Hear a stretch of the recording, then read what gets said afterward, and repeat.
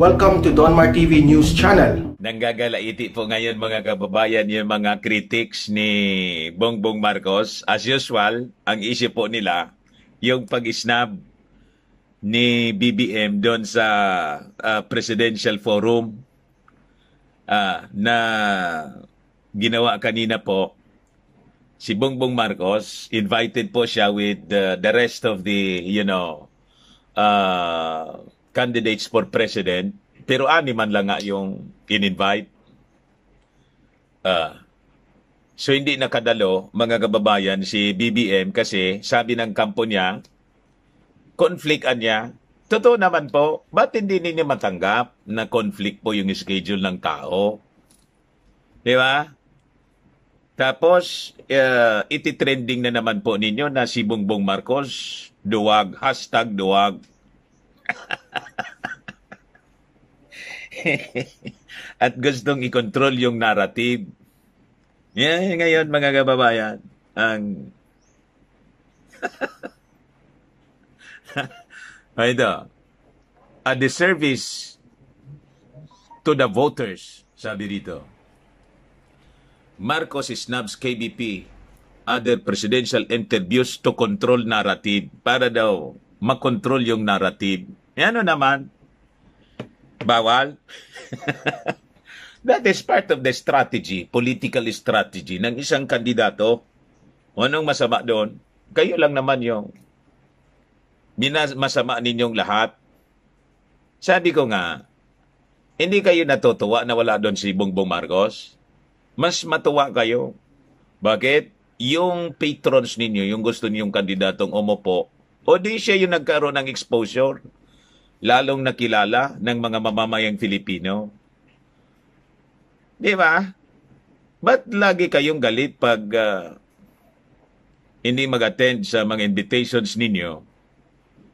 Hindi man niya po sinasadya, o ito si Bongbong Marcos, gusto ninyong, ayaw ninyong paniwalaan na conflict, o ito siya, di ba conflict?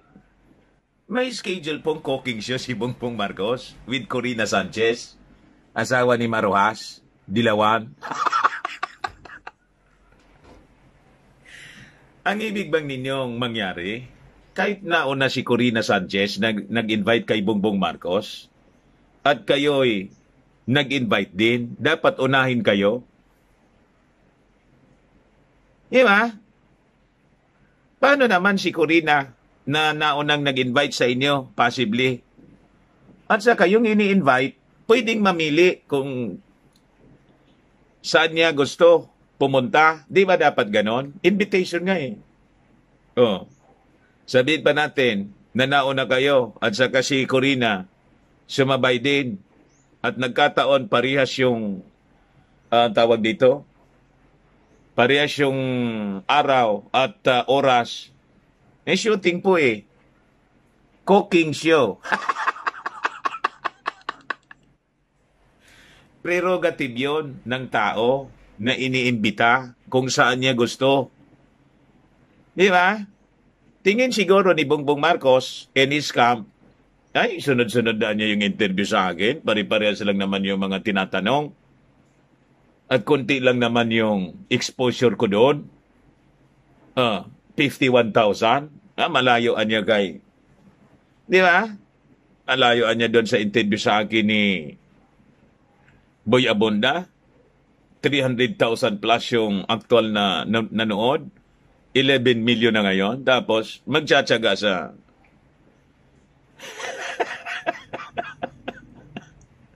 As masikat man si Corina kaysa kay Karen Davila at kay Rico Hizon. O, di ba? Nasa cooking show. Kaya pinagbigyan niya si Corina Sanchez para iba naman ang niyang exposure.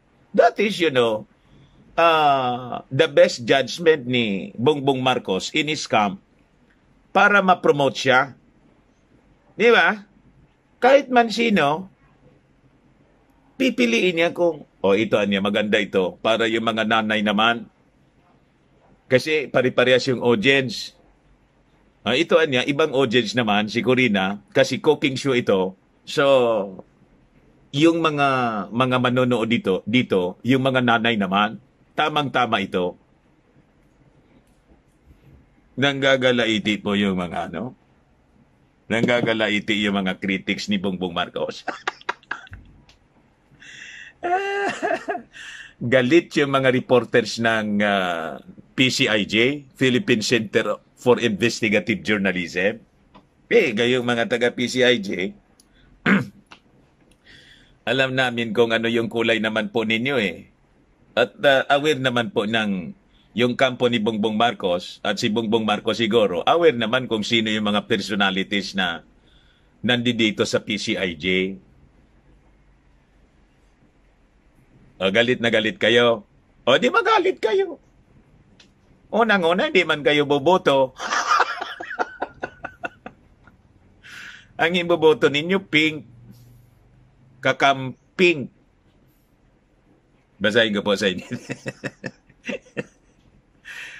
At in service to the voters, Marcos snubs KBP at the presidential interviews to control narrative. Former Senator Bongbong Marcos rides on the legacy of his father and namesake, the late Philippine dictator. Kita ninyo. Ito pa nga lang na narrative din ninyo. Hindi man ninyo matanggal-tanggal yung dictator. Ferdinand Marcos, but complains when he's asked about the ugly truths of the regime. It's ironic, sabi rito po ni political scientist Jane Encinas Franco. Anong nakikipag-ride on? Walang ganun po. Opinion lang ninyo. Reading lang ninyo yon. Hindi nakikipag-ride on yung si Bongbong Marcos sa achievements ng tatay niya. Kayo lang naman yung dikit ng dikit kay Bongbong Marcos sa tatay niya, di pinabayaan na lang niya. Alam nga naman niya, wag doon. Na-interview siya, sinabi niya, it is impossible for me to dissociate myself with my father. Unang-una, kayo yung dumidikit at hindi, that's impossible kasi anak nga siya. Di ba?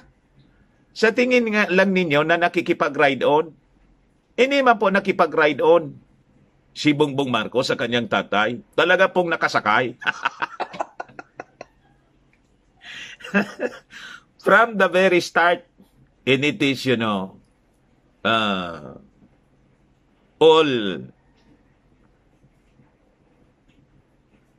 all happened because he is the son of the former president. Di ba? Hindi kayo talaga.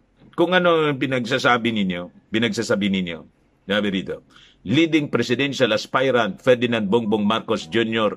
snubbed a presidential forum organized on February 4 by the KBP, the latest of several interviews conducted by journalists. The KBP is an organization of over 100 television and radio stations in the country.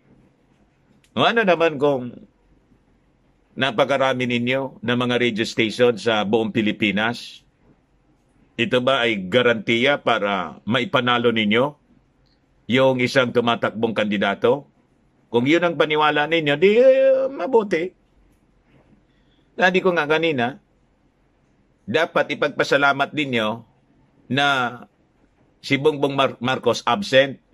Bakit? Di na i-promote ninyo yung 5 lang. Di ba? Yung 5. Di nakapag-kampanya sila doon. Di ba dapat matuwa kayo? Bakit? Gusto ninyo palagi kasama si Bongbong Marcos? May pamamaraan siya kung paano makilala at maipaabot sa kanyang mga sa mamamayang Filipino at sa kanyang mga supporters ang kanya pong agenda.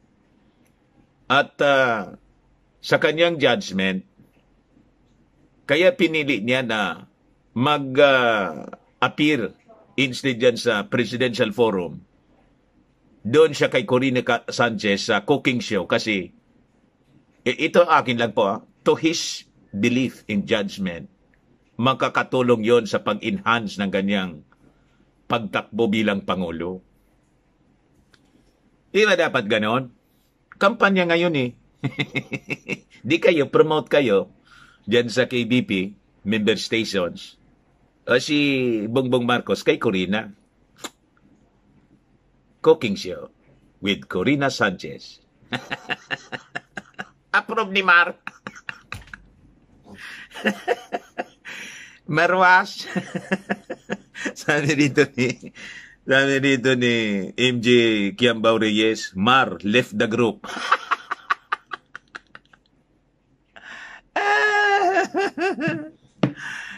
Nga si Corina Sanchez habang nagluluto si Bongbong Marcos.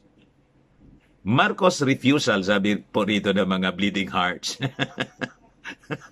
Marcos refusal to be part of the KBP debate reflects his inability to engage the media and thus the voters unless he can set the rules and control the terms of engagement. Opinion man lang po ninyo yon. Yun ang tingin ninyo. But to the majority of the Filipino people, walang ganon.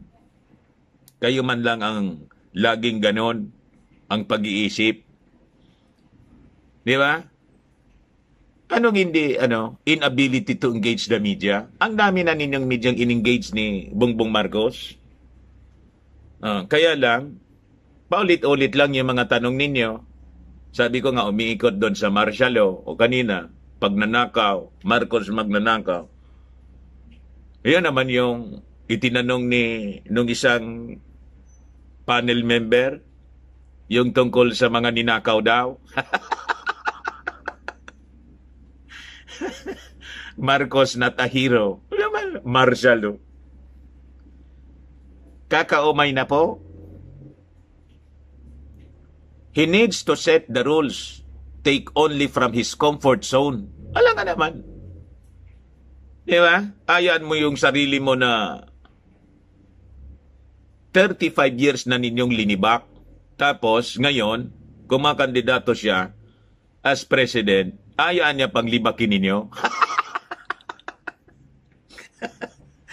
Wag na, kahit ako, di ko hayaan. O, di libakin ninyo habang nasa cooking show ako. Mga tao ito. Talk only from his comfort zone, said Melinda De Jesus, Executive Director of the Center for Media Freedom and Responsibility. He rejects the kind of freewheeling exchange in close scrutiny that a free press should conduct during a campaign so voters can really get to know who they are voting for. Hindi pa kayo nakontento ng scrutiny ninyo? Ang sabi ninyo, Marcos magnanakaw. Marcos diktador. Marcos not a hero. No to martial law. Hindi pa ilang dekada na ninyong ini-scrutinize yung mga isyong yan. Hindi pa kayo makontento.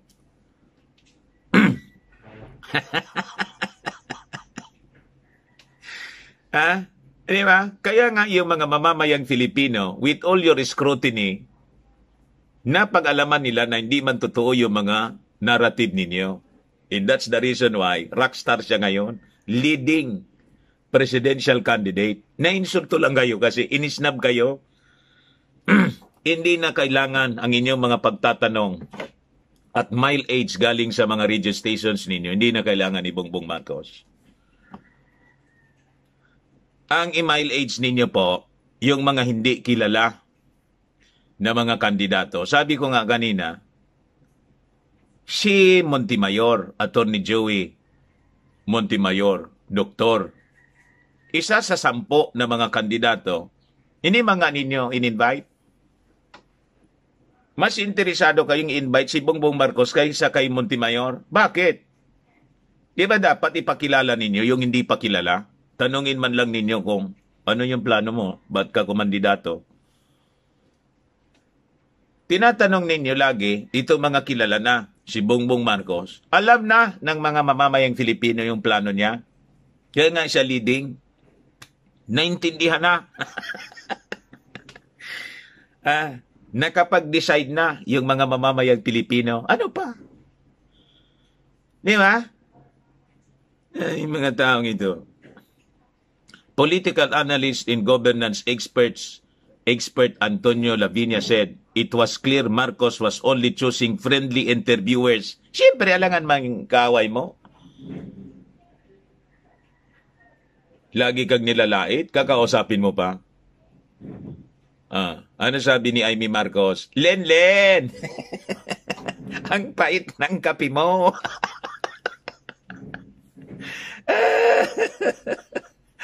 Di ba? Sabi ni Amy Marcos doon sa ginawang ang ganda noon. Short video. Pag niya, yung kape, pag tinimplaan niya, pwede na niyang, depende niya yan sa gusto mong sugar. Di ba? Pero paruan niya kung yung kape mismo ay ibinuhos na sa'yo. Sobrang na niya yan. Pero hindi man na niya nila magagawa yun sa akin. Bakit? I will avoid a face-to-face na magkape. Kape ako anya ng sarili ko. At pipiliin ko niya kung sino yung kaharap kong magkape para ma-enjoy ko yung kape. Diba? Ayun yun, ito. Ba't mo, tawag dito, sasayangin yung panahon mo dito sa mga bleeding hearts, your critics, yung mga asong kahol ng kahol, napakatagal ng kakahol ng kahol, wala mang nai-offer na maganda sa ating bayan. Di ba? Hindi ganun yung personality po niya, no? Ni Bongbong Marcos. Hindi niya pinapatulan yun. So that he would not be distracted sa kanya pong mga visions at gustong mai-implement na programa para maibangong muli ang ating bayan. Masama ba yon? Kasi kung lahat na lang papatulan mo, i-engage mo ito, wala. Sayang lang ng panahon. Ngayon, yung mga kandidatong gusto kayong i-engage, di-engage ninyo. I-kampanya na pa ninyo na huwag bumoto kay Bongbong Marcos, di-kampanya ninyo. Bongbong Marcos, hindi kasi nagpa-interview sa amin, kaya huwag po ninyong iboto, mga kababayan ko. Di yung maniwala sa inyo, di okay. Kung paniwalaan kayo ng maraming mga Filipino. He is choosing interviews, not avoiding them, because he also appeared in other programs, but he also does not want to be in the same room or program as other candidates. Siyempre, alam ninyo kung bakit? Ipaliwanag ko, doon di sinasabi ng company Bongbong Marcos. Pag kasama siya doon, di nagkaroon pa ng tsansa yung mga kalaban niya sa politika na magka-mile age. Kasi siya yung crowd drawer. Ako man yung leading candidate, ba't ako, kung gusto niyo ako makausap, one-on-one tayo. Di ba? Pero kung sasama ako doon, ayoko. Lalo ba kayong sasakay lang kayo sa aking popularity? Siya yung hinahanap ng mga tao. Di ba? Kayo naman. Di ba ganon? Ba't mo papatulan yun? Ayaw niyang makompare siya. Sino ba yung gustong makompare? Kahit nga yung mga anak natin, ano ang advice ng mga psychologist? Do not compare any one of your kids sa kung kanino, kahit sa mga kapatid niya. Kasi ang bawat isa sa atin unique. Ikaw, i-compare ko kayo kung kanino-kanino. O kayo mga sabihin ko, mas magaling sa iyo si O kayo mga announcers, di ba ayaw din ninyong kino-compare kayo? Kasi may star complex kayo. Kayo mga journalist, tingin ninyo sa sarili niyo, di ba? Alam ko kasi, taga-mainstream ako. Ang dami ko mga kasama rito, tingin nila, kahit hindi man magaling, lahat sila magaling.